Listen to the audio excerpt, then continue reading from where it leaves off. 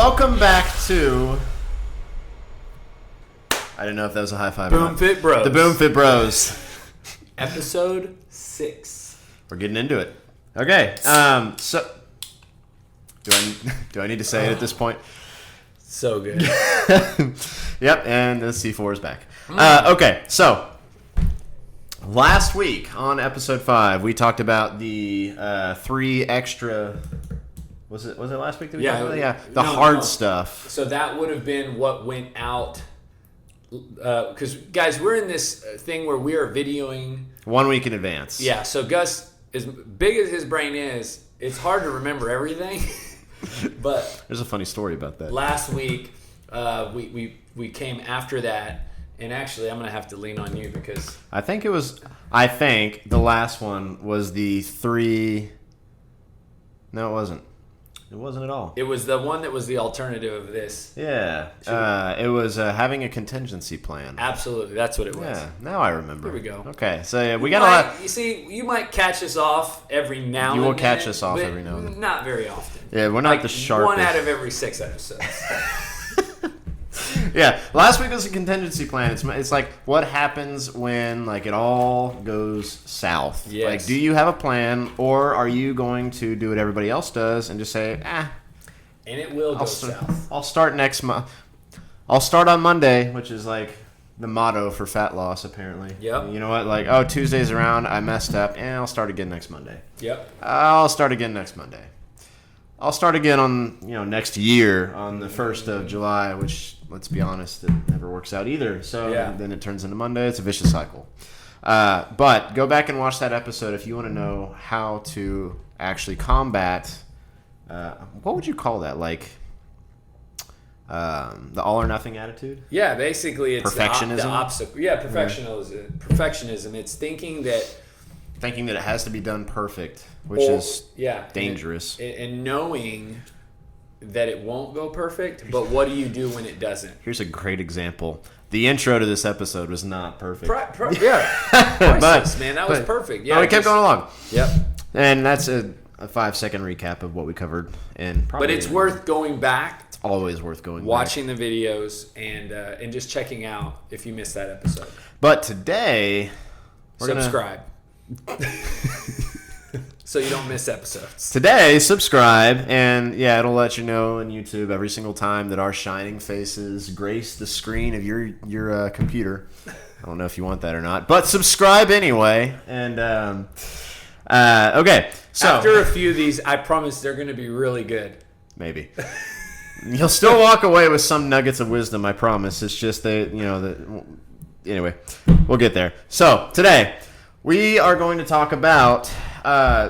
So last week was a contingency plan. This one is kind of similar, but it's really like getting down to what to do, insofar as like what is the most effective thing you can do in order to have success and results in really, we're still on this fat loss kick. Yeah. We'll touch. Fat loss is the big goal for probably 90% of the population. That's why we're so hard hitting on this subject. But as I said today, we're talking about that one thing. Like, what is the one thing that if you didn't have any time at all, which is why it goes hand in hand with a contingency plan. Like, if you had to do one thing, what would it be? Do you know what that thing is, Charlie? I think it's a different thing person to person. Yep. I really believe that. I think it's probably something that's a lot easier than what you think that one thing would be. It's also like my thing is not something that any of you probably would ever guess. And so like I will kind of go on this path because I think that for most people, and Gus, you've probably gotten this question before. You've heard this conversation before. What is more important, eating healthy or working out? Right? Oh, yeah. And so, it almost is similar to what you would hear in elementary school, what came first, the chicken or the egg, and how that argument would go back and forth. Right. But what did come first? I've heard that now there's some big scientific breakthrough about that, but I don't know. Really? I'm not going to pretend to know the answer to that question. Gus, I told you, I'm a health and fitness expert, not a scientist. I want to know what came first, Charlie. But what is more important, exercise or nutrition? So what I believe is that both are equally as important. In other words, it's 100% exercise and it's 100% eating healthy.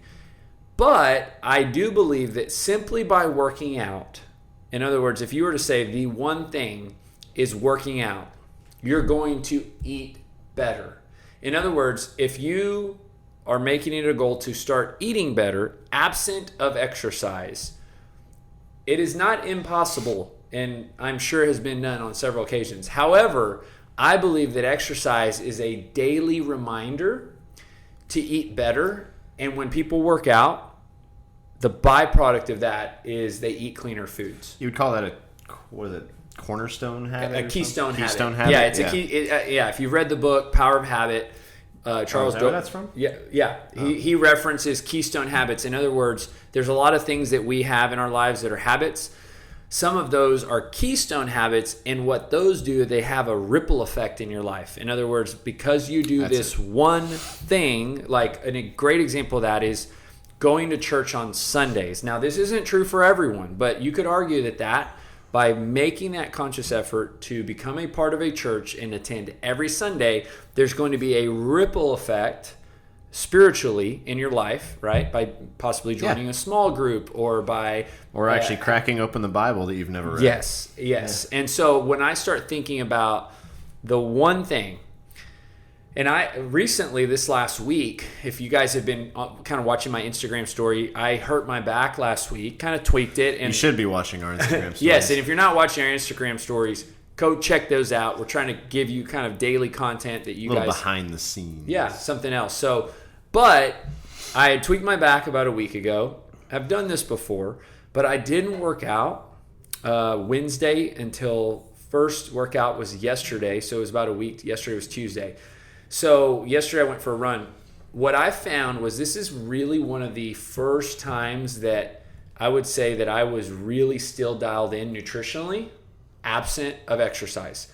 Now, going back to what we said earlier, it's different for everyone. You know, this may or may not be for you. But most people, when they're not working out, they're eating a lot less healthy. Yep. So, you know, you said, what is the one thing? I would say for me, this last 6 days was kind of this weird thing because I typically will, maybe the food wasn't available. And again, me eating unhealthy is too many cashews, probably one too many swigs of chocolate milk, Mootopia, you know. But I really felt like this past week was different for some reason. I really kind of stayed a little bit more on point with my eating, even though I wasn't working out. But because I'm working out 5 or 6 days a week, I typically will monitor my nutrition really well.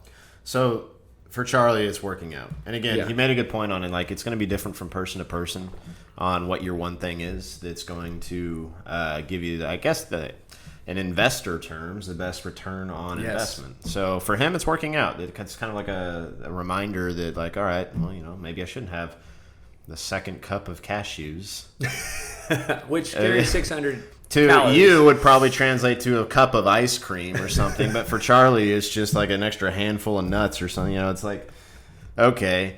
But anyway, so I'm going to refine this in a different little context here. So, like, a lot of people say that success is based on hard work, and that's true.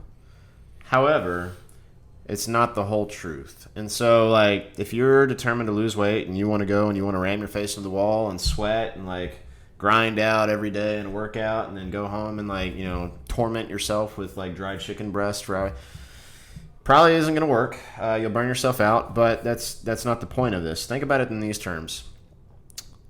I would argue a construction worker works very hard. However, they don't get paid a whole lot. All right, so is that successful? Yeah, I don't know. But in terms of financial, probably not. So then you look at, I don't know, I guess these days you can run a business on a laptop. So you have these people running, like, you know, high dollar businesses on a laptop 3 hours a day. I've seen that before. I would argue that they still work hard, but they're not pulling the 12-hour days a construction worker is, and yet they're financially more secure than the construction worker. So you would have to think, like, what is that person doing different from the construction worker that is giving them that much more money? And it's just, they're both working hard, but the one hand, you got 3 hours of work compared to 12 hours of work, and this guy over here is making, I don't know how many times more than the construction worker. It's because this guy's doing the right things from a financial perspective, and the construction worker is doing, I wouldn't say the wrong things, but not the most effective And things. if I can comment on that, I think it's a great illustration, and I think that people do this nutritionally all the time. All the time. It's the equivalent of like watching your garbage reality TV show and you see someone saying like, oh, the red algae oil, if you rub it on your cellulite, makes it go away. And so you buy that, and then you buy like the powdered moon dust that is supposed to like, decrease the wrinkles in your face. And you're doing all these things, and you're doing all this work, and you're spending all this money, but guess what? You're still not losing weight. Well, imagine a dartboard. Yep. And imagine that the bullseye is optimal health. We're not even going to define that as a body fat percentage or anything other than just optimal health, whatever that means for you. And what people are doing is they're throwing a ton of darts at this dartboard. I mean, literally so many darts. But all of these darts don't have any points. They are going all over the place. And not sticking. Missing the bullseye. Some don't even make it on the target. And some of you turn around the other direction and throw darts at the opposite wall. And for those of you that have ever been on an assault bike or maybe a rowing machine, imagine like every dart you throw is the equivalent of a 5,000 meter row or a 500 calorie assault bike. It's just painful. It's effort. And then you have this one dart that actually feels like doing a fraction of that much work. Call it a magic pill. And it just so easily gets thrown and soars perfectly. Has laser guidance systems. Into the bullseye. Yep. And where Gus's illustration is great is one might argue, well, I'm just going to throw a ton of darts and one of them is going to hit the bullseye. In other words, that person is exhausting themselves, because what we talked about last week or previously to that is I believe that every time that a diet fails you, every time that you get let down, and I've talked to several people, I just had a conversation yesterday in a consultation that you're going to meet with them tomorrow, Yep. that they are emotionally scarred by the inability to lose weight. Why? Because they've been throwing a ton of darts that never came anywhere near the bullseye, and my heart breaks for you. My heart breaks for those people who don't get results but throw a ton of darts. You're working hard. Yeah, there's the people that are not even throwing darts and not even trying. And obviously they're just choosing, right? But if you're watching this, it's because you are literally trying. Like you are taking 30 minutes time out of your day to hopefully educate yourself in a way. And so for me, like my heart breaks for you if you're throwing darts and they're not landing in the bullseye, because what Gus and I have, right, in our experience, in our knowledge, is we can absolutely give you exactly what you need to hit the bullseye. And I can say that confidently. Absolutely. Not only do we do that every day, but you got to throw the dart. Amen. So I can give you the pill, but you got to take it. But going back to his illustration, that one dart that hits the bullseye is not more work than the other hundreds of darts that you're throwing. It's focusing on doing the right things. For Charlie, it's working out. Me, if I only have 20 minutes a day to put, like, a really good eye-opening thing I heard the other day was, what would you do if you only had 15 minutes 3 times a week to hit your goal? What would it be? Wow. Like, for me, it actually wouldn't be working out. Like, I would go into the kitchen and I would cook food in advance and package it and put it away so that I have stuff available, and I'm not, like, it's going to be that much more incentive for me to actually eat the food if I have it there with me. I don't want to waste it. And, like, I don't have an excuse to go to McDonald's or wherever or out to eat or at the bar with friends at lunch. Like, well, no, I'm going to sit down and eat the meal I actually planned and prepared and brought with me. Like, that would be what I would do. I would take those 20 minutes 3 times a week, and I would cook and prepare and package food. And that would Yeah. be my one thing for fat Yeah, loss. like some people might say the one thing for me is meal prep, right? Like some people might say the one thing for me. That's mine, by the way. Yeah. Meal So- prep would be mine. Yeah, and I would say that, like, again, a good way, because I think as you're watching this, I know mine, Gus knows his.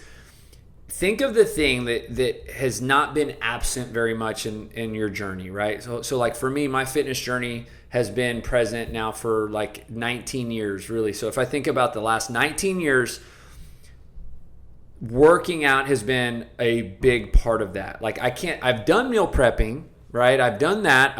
I've read books on health and fitness. I've food journaled, but I can't tell you it's that because that hasn't been present the majority of that journey. But what has been present for me, the majority of that journey, is working out regularly. And by that, for me, it's 5 or 6 days a week. And that's going right back to that. What is your cornerstone habits? For Yes. me, it's the times that I'm the leanest or the times that I'm actually taking time out of my day to plan ahead. Mm-hmm. For me, that's 99% of the battle. Like, is just having the thing ready to eat. So, if you're busy and you have a demanding job, probably all of you, like, it's like, life is stressful, guys. Like, if you're going to sit there and do things that are ineffective, you're just going to, you're going to be even more stressed. Well, yeah, and I would even argue this. Having a bunch of time in itself is also not the solution. Could be dangerous, actually. Yeah, like you some might think that, because that person doesn't have a job, or that college kid was only taking X amount of hours, or that person doesn't have any kids.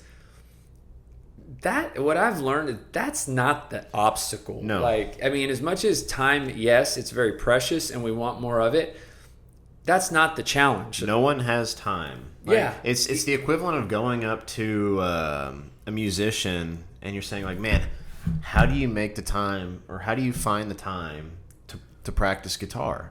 He's going to look at you like you're crazy because they make the time for the things that they want to do. Yeah. I would almost argue that, like whether or not you make time for it is a pure indication on how badly you actually want the result. Case in point, my workout, every week I use my calendar. And I put my workout on my calendar every single week. Sounds a lot like planning to me. I do this every single week, and I've been doing it even from before iCal. Like when I was writing in a book, when I was training 13 clients in a day, I would write in the time that I was going to work out. It's that important to me that what happens there is I typically will actually make my workout fit into my day. So I don't necessarily want to say like I'm going to work out at this time and everything has to conform around it. What I do is I look at the holes in my calendar and I make my workout conform to it, but I don't accept not being able to work out. What if you don't have holes?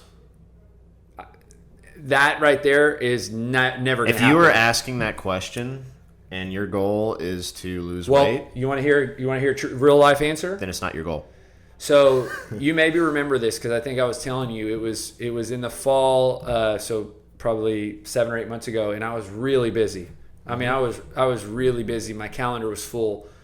I was going at 4 o'clock in the morning to work out before my 5 a.m. appointment. Yep. And it wasn't every day, but so for me, that's how important it was, that I would rather sacrifice an already minimal amount of sleep for me. And I'm not saying this is healthy. Okay.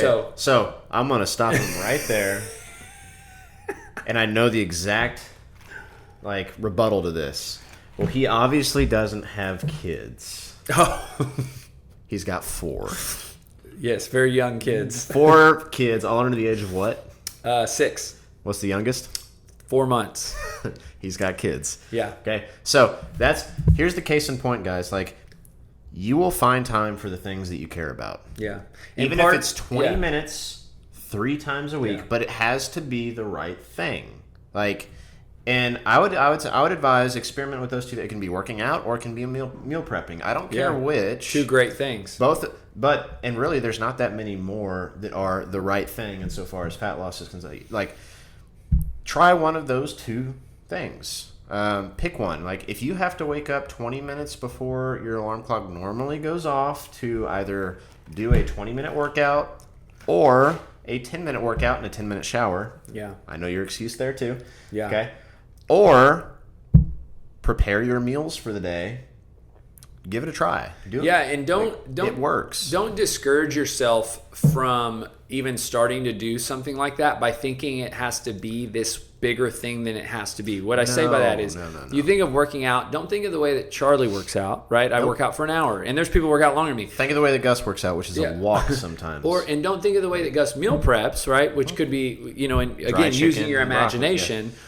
But working out, even referencing the 5 a.m. Club book that you're reading now, can be a 15-minute finished reading morning workout. Like, it could be, I have a close friend who for pretty much almost 2 years was just doing push-ups every day. I was about to say, from when I was in the 5th grade, and all the way up through, in fact, all the way through high school, from 5th grade all the way to high school. That's what I did, was push-ups. Yeah.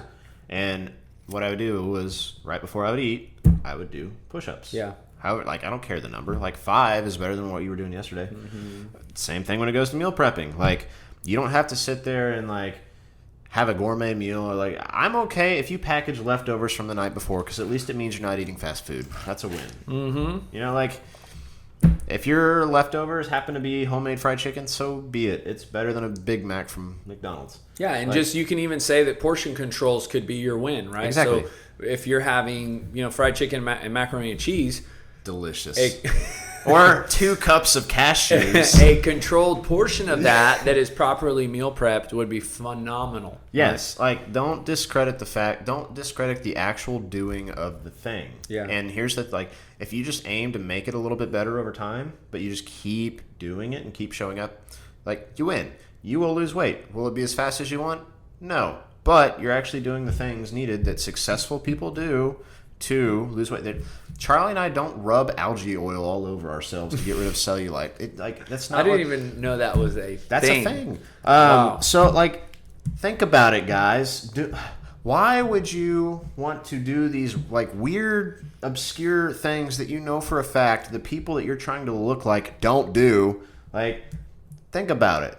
Yeah. Who do you want to emulate? The person who is super lean, works out regularly, eats well, or the slightly skinny fat guys and girls that you see on TV promoting their red algae oil? I could go on a rant about that. Whichever direction you go with what you decide to do, it's all going to come back to what we talked about probably on every episode a little bit, which is consistency. Yep.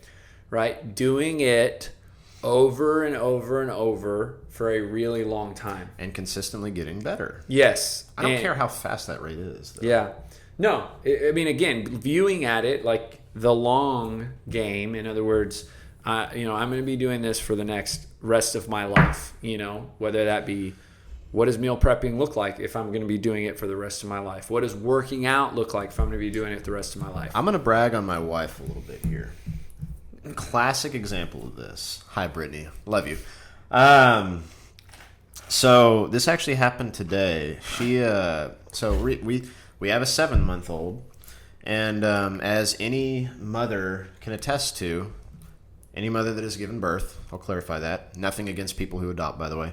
But any mother who has given birth will be the first to admit that it takes a toll on your body, and you gain weight from the pregnancy that is hard to get rid of. It happens. However, she has lost, and this is a 7-month time period, guys, keep this in mind. She has lost about a little over 10 pounds, which, do the math. It's awesome. A little over a pound a month. But guess what? It's consistent. She's still losing weight. She's getting in better shape day by day. And she's caring for a 7-month And she's caring for a 7-month-old baby, which, he keeps us busy. It's the consistency. It's just showing up every day and putting in the work. If you're here to get 10 pounds down in 7 days, go somewhere else. I'm not in that business, and neither is he. But what we are here for is the practice of actually doing it right and creating a lifestyle so that you don't need us in the future, so that you keep it off, so that you look good, and you have all these tools and tips and tricks in your belt to be like, you know what, maybe I can actually teach this to someone else and kind of like pay it forward. You know, that's what matters here, and that's what we're trying to tell you. Consistency and then doing the right thing. You put them together, it's a really awesome effect. Yeah. You know? No, I think that's great. And, you know, to add to that, for any mothers out there that are in that season where you're still kind of in the first year of a newborn, I think it's very important for you to know that the bigger win right now in that state is like sanity.